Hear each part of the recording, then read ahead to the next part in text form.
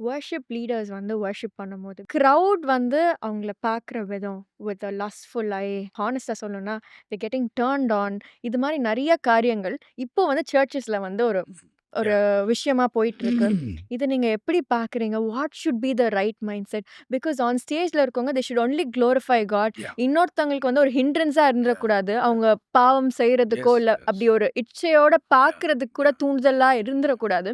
But how do you see this angle? அந்த centre of attraction should be Christ. யோவான் ஸ்நானகன் சொல்றார், நான் சிறுகவும் நீர் பெருகும். இருக்கும். அப்போ இந்த முன்னால நின்னு ஊழியம் செய்யற ஒரு நபர், அவங்களுடைய டிரெஸ் சென்ஸ், ம். பைபிள் என்ன சொல்லுதுன்னா, நம்ம எந்த கலாச்சாரத்தோடையும் ஒத்து போக முடியாது. தேவ பக்தியுள்ள ஸ்திரீகளைப் போல நீங்க ட்ரெஸ் பண்ணணும்.